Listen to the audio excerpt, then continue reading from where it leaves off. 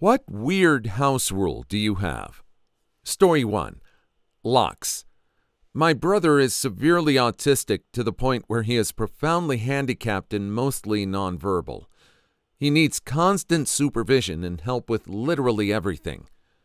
One of the side effects of his medication is he is always hungry. Just always. He has always been big despite everyone in my family being petite and my dad being extremely thin, but he is a literal bottomless pit. We have to lock up all the food, even some dry ingredients. If he's left alone for even a minute or two, he'll bust into something and he'll keep eating until he makes himself sick. So we have locks on the fridge, freezer, closets, you name it. Combo locks usually because he can figure out locks that just have a latch, and if he can find a key, he'll use it. On top of that, he went through a phase in our teens, we're Irish twins, where he kept running out of the house. Sometimes he'd try to get into people's houses to find food or look for receipts/ads he likes. He collects them. Sometimes he'd just run around the neighborhood aimlessly.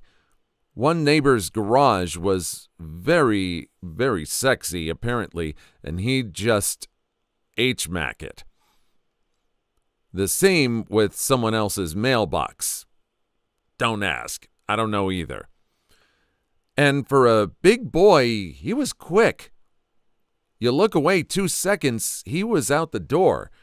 So we had locks/alarms everywhere.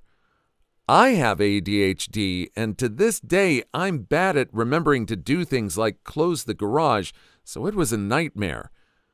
Imagine being a teen and bringing home a new friend or a crush, and your big brother is running around in Sesame Street tidy-whities, and your parents are making sure your friend knows to make sure everything is locked up like Fort Knox. Beyond embarrassing. In a way, it was actually a good thing, though. I love my brother, and my life is just weird. If you can't handle it for a few hours, then you probably aren't the kind of person I want in my life. It's a great litmus test. Fortunately, my bro has chilled out a lot. He doesn't run away anymore, and he rarely gets in the freezer. He still gets in the fridge and needs constant supervision, but he's way less sneaky these days.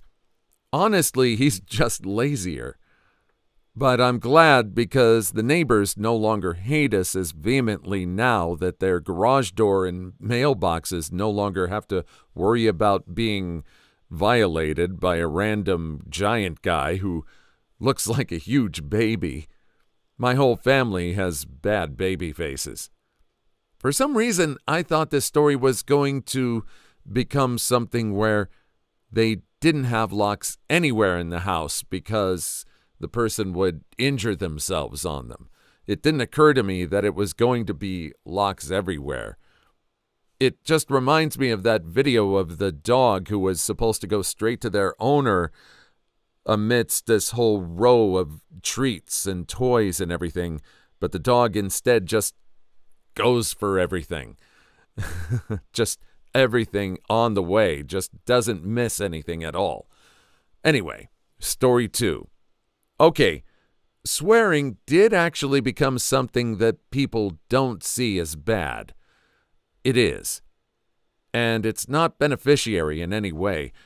But this mom should tell the kids that instead of swearing, they can say some other word. Sounds familiar. And she could actually try to expand her children's vocabulary. It's okay not to not allow someone to swear in your house, but you can't expect them to know how not to swear if you just forbid them. Also, for example, if you pray at home before your meal and someone who's not practicing it, you don't force them to pray. I've seen that too many times. They can just wait for a moment whilst you're praying shortly, and no problem. My family prays, and if I'm in someone else's house, I don't pray loudly. I just do it on the way that I can cross myself and thank God inside my mind. I don't talk. We also don't force anyone to pray in our house. We also take our shoes off in the house and use slippers. It's normal where we live. That way you're not taking the dirt off your shoes inside the house. Washing hands before the meal is also a thing in our house. You'd be surprised how many people don't wash their hands after going to the toilet. And then they just sit at your table. Gross. Also, taking the shoes off and taking the pants off is not the same. I wouldn't take my pants off. I'm not there to have intimacy. I'm a guest. And I don't want to watch the host of the house where I came without pants. I don't want to see your butt, buddy. As for the story where there were no shorts in the house, women could only wear dresses and not cut their hair. Later, when the OP saw they now wear shorts and the daughter has hair below her shoulder, she might wear a wig. My friend is Jewish, and many women in their family wear a wig to cover their hair, or a scarf. Eating with the left hand also has a religious background, because people are washing after the toilet with their left hand. So they don't eat using the left one. But of course, you wash your hands, and if you must cut and hold the fork and the knife, you need to use both your hands anyway. So it really is weird that in this other story there was a problem with using my left hand. I'm not familiar with the thing about using the left hand. I sort of know that sort of custom of if you're using the toilet or if you're accessing things with one hand while you're using the toilet, you would want to favor the other hand when you're eating. But taking off shoes in the house, I fully get. I've lived in places where that's mandatory, and it makes a lot of sense. Just not tracking dirt in the house. I just totally get that. It's just secondhand knowledge. Story 3. I lived with my aunt for a few months, and she had a combination of really dumb house rules. One such that got to me was nobody was allowed to eat breakfast in the morning. Mainly, she wanted to hog the entire kitchen in the morning to do her Bible study lessons, and nobody was allowed to use the kitchen until she was done. I can understand not wanting to be disturbed, but she owns the whole house. She can literally go anywhere else to do that. The house has 5 bedrooms and an extra room that's a study office room, and one of the bedrooms is yet another office room. We can't get a cup of coffee, a slice of toast, a bowl of cereal, or even a glass of water when she's in the kitchen until after she's done. And to add insult to injury, I was only allowed to eat 2 slices of bread and 1 egg a day. Her pantry was full of food. She has 2 fridges and a deep freezer, which is full of frozen food and meat to last for weeks. My aunt was really stingy when it comes to food. So what do?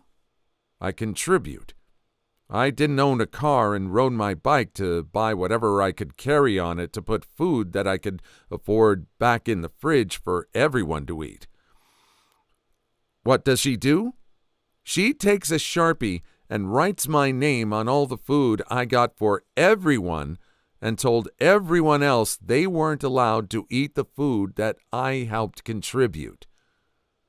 She was so selfish and stingy. She has to be stingy on my behalf. Is there some significance of the kitchen to her that she has to do the Bible studies in that room? It's got to be something psychological. There's got to be some special meaning that room has. And I other than that, I don't see why she couldn't use another room, use another office. Your family hungry. They want breakfast, man. They want their Captain Crunch. Story 4. I don't know if this is strange, but just at my age and at the time, I was very confused. But at my friend's house, I had a sleepover when I was in elementary school, and I like food. Like I was and still somewhat am a big eater. But at that age, I was a scrawny kid with a huge metabolism and inhaled a lot of food. However, in the present time, I cannot do that anymore as I'm not an active young child anymore. Very sad. Anyways, we ate BLTs for lunch, and while we were making them, her mom carefully split up our bacon amounts and gave us very small amounts for both of us. At least for me, it wasn't enough to fill me, but whatever, that's not a big deal, I'll live. But the mayonnaise was limited too, and that shocked me even more. She warned us not to put too much, and warned her daughter when she was using too much, and I got the message I was included in this. So I got hardly any mayo and hardly any bacon. Yet her mom took as much bacon as she wanted and lathered the mayo a big ton. And I was like, what the heck? Not fair, in a little kid pouty sense. But internally, I didn't actually say anything. And when we came back for seconds, her mom was hesitant and kept asking us if we were sure. I was used to food being like, eat as much as you want, growing kids need lots of food. So I actually felt bad for my friend, like she was being neglected somehow for being limited in how much food she could eat. Regular foods like this weren't even snack food. But I understand now her mom was overweight and herself was diabetic, and I think she liked food. But she also didn't want her daughter to get overweight, I think, even though she was anything but. And I think her mom was just straight up possessive of food. She wanted as much as possible for herself, which, to be honest, I'm that way. I shout for glee if no one else wants the rest of the food. I'm pretty sure her mom ate everything that was left over, so her reason for being so stingy with us was because she simply wanted more for her. But it was to the point, I think. Story 5. So I'm 15. When I was 14 last year, my parents allowed me to cuss as long as I don't use it to disrespect adults. Not gonna lie, I was surprised because I'm half black and half Mexican and really strict parents. Well, when I was 13, I got pregnant due to forced violation. I kept her. She's the best thing to happen to me. Anyway, keep this in mind for later. I was at my friend's house. She was 12. And like the first guy, me and my friends were playing video games and I ended up dying and saying, "What the Fitz?" And my friend gasps, and I look at her worried, and her mom, she was in the same room, yelled at me saying, "No cussing in her house." I respected it until later when we were going to sleep, and there was a huge spider, and I screamed, "Holy shish kebab!" She came into the room and slapped me really hard, and I said, "What the hell is wrong with you?" She slapped me even harder, and told me that I'm a dirty little garden tool, a bad influence on her daughter, and she hoped my baby dies. She knew I was violated. Well, I told her she's the only bad influence, showing her daughter how to treat her future kids' friends. Once again, she slapped me and told me to get the hell out of her house and take my N-word butt home or go back to where I came from and never talk to her daughter again. Now her daughter willingly got pregnant at 13 and sleeps with every guy at her school. Story 6. I'll say the only weird rule we had growing up was no video games. My boyfriend finally gave me his old GBA and a new copy of a Pokemon game when I was 19. Dad said, "I don't care. You're an adult now and can manage your time appropriately and spend it however you wish." I was expecting him to be upset, and he was super chill about it, since I was an adult in his eyes, even though I was going to college and still living under his roof. No shoes in the house, and I still take mine off at other people's homes because it's polite. My ex and his brother wore their shoes all over the place, but then vacuumed obsessively. I just kept a pair of slippers over there because my feet were always cold with their thermostat set at 65. We could also only have one glass of soda a day until we were teens, and our cereal choices had to have 11 grams of sugar or less per serving. I honestly don't think that these are super weird though, My parents were just trying to limit our sugar and empty calories. That one just triggered something for me. I remember my mom never letting me have cereal that was anything sugarier than Cheerios. No Captain Crunch, no Sugar Cookie Crisp, no Alpha Bits, no Lucky Charms, definitely not anything with like marshmallows in it. I remember the few times I'd ask for those kinds of cereals, she would let me have one, but only as a snack during the day, occasionally. I was never able to eat it in the morning. I know she was trying to limit my sugar as well. Story 7. Not that strange on its own, more that this rule appeared more than once in my life. I called them secret rules when I was younger, and I think it still fits. It's any rule that's only a rule if you break them. So the two I knew about were, you're not allowed outside, not even for school, which obviously made a homeschool kid until much later in life, and you're not allowed to be too happy or any amount of upset. For the latter, when I was punished for crying, as my mom heard and came to punish me for it. She said that crying for any reason was immature. When I brought up that crying is not against the rules, she still claimed that this was not punishing me for crying. She punished me for being immature. The weird part is that this was not the only case of people having secret rules. One of my old housemates had secret rules. I noticed this, and I think I actually wrote them down to remember them. I did this for my parents, too.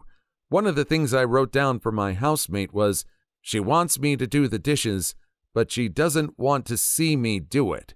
Same with trash. Please like and subscribe if you made it this far. I hope you'll enjoy the rest of the video and have a wonderful day. Story 8.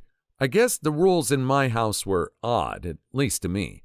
Was that if you were sick or stayed home from school for any reason, you weren't allowed to do literally anything but like sleep and homework. Because if you were allowed to play with toys or games on the iPad, then you weren't that sick and should go to school. Or even more odd was if you could play in any way, then you could clean and do chores. So sick days weren't fun days for me. I wasn't allowed to just do nothing, unless I was literally throwing up.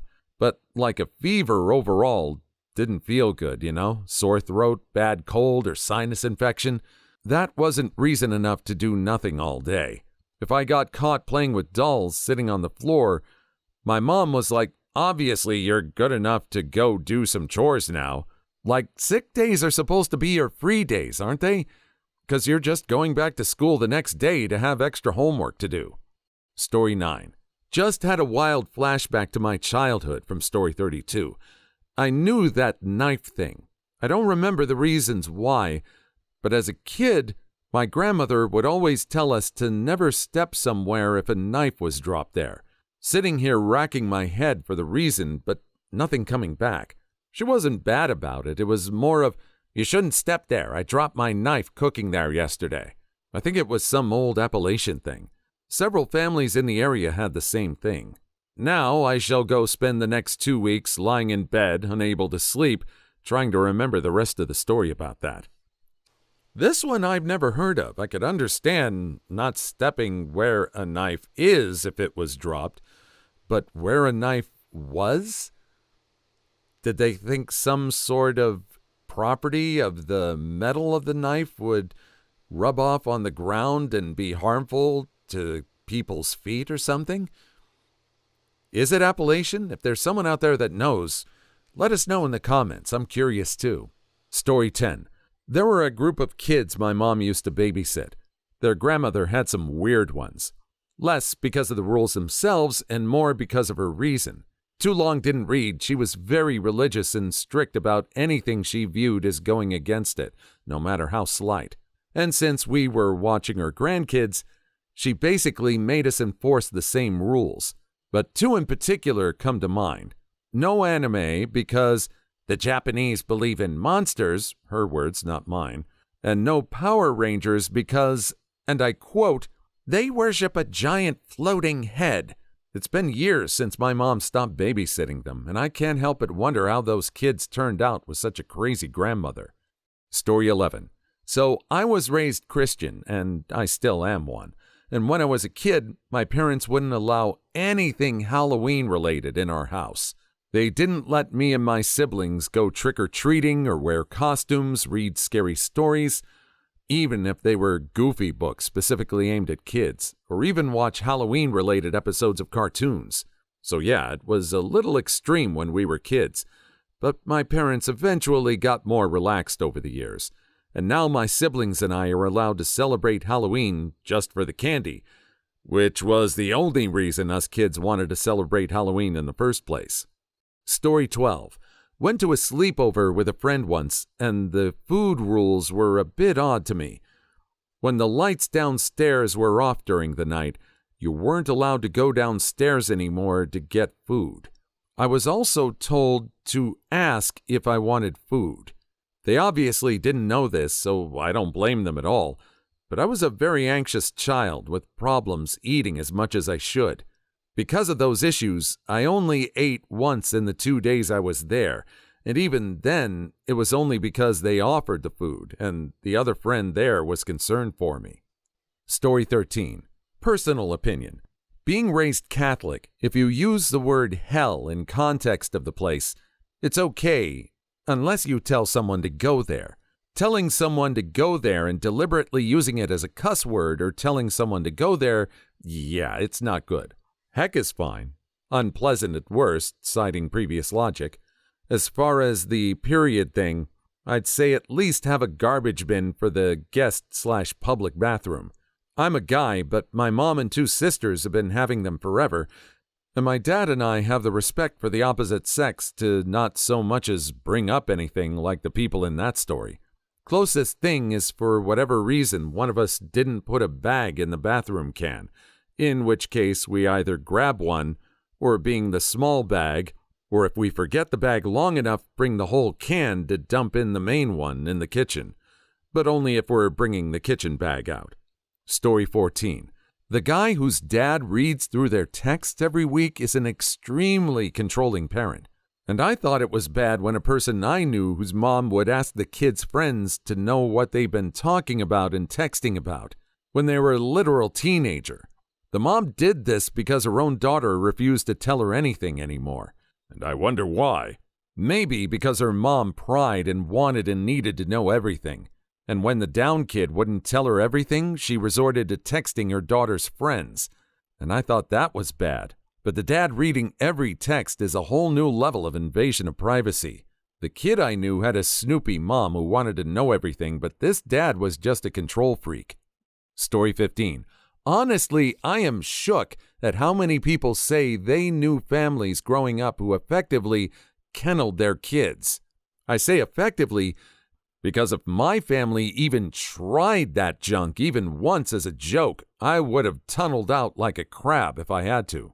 Do those families have a pause button on their bladders or something? I mean, there are a ton of reasons to get up in the middle of the night. These families, I assume when they had children, sometimes the babies come in the middle of the night, right? Is that a good enough reason to be liberated from the locked bedrooms at night? Or where the wives are forced to yell at their tummies like, "You aren't allowed out till morning. If you let them start running the show now, you'll never get them under control." But the truth is, it's kind of scary. Story 16. My friend's parents did not allow any form of sandwiches other than PB&J.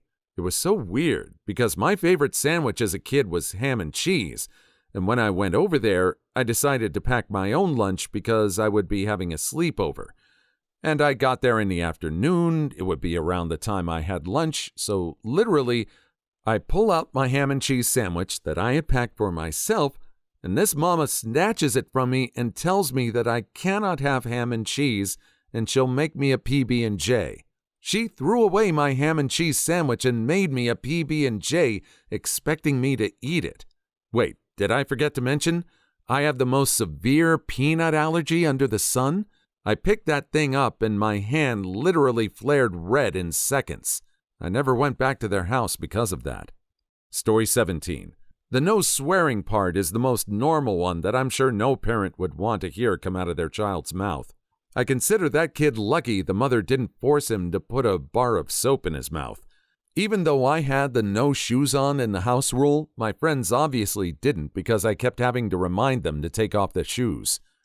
I've read stories of sleepovers that if her son was a bedwetter, his friends had to wear diapers too, and the mother would change all of their diapers the next day, which is very embarrassing. Story 18. I'm turning 16 in less than a week, and my parents hate it when I swear.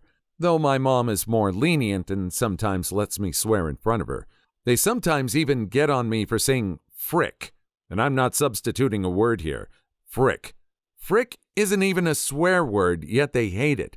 Yet they will swear semi-regularly and sometimes even spew out the R slur.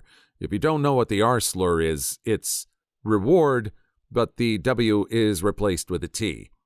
Despite them knowing it's offensive and knowing that I'm autistic and have ADHD. Story 19. You can crack your teeth by eating, then drinking, but only if the food is burning hot and the beverage is ice cold. Even then, it's rare. If the food and drink are comfortable temperature for your mouth, then it's safe to eat and drink warm food in a cold drink. Still a weird rule, but there is some logic there. It's not a myth. It's just very rare because the temps required are usually uncomfortable for the human mouth. Story 20. The one about everyone having to take a bath in the same water disgusted me. Terrible stuff before this, but this one made me sick. Of course, the guy making the rule is the first to bathe. He gets the clean water, so it's fine. Everyone else gets the filthy water. Poor kids. Not the wife, because she is a freaking adult and can either fight with her husband about his nasty rule or get away from him. She chose to accept this stuff in detriment to her children. Story 21. The rule in my house is the child did the indoor work, all of it, and the parent worked outside in the yard, unless grandma was home. In that case, the child was not allowed to wash dishes because the child uses too much dish soap. Please leave your story in the comments. I would love to make a video on them in the future. Also, don't forget to like and subscribe.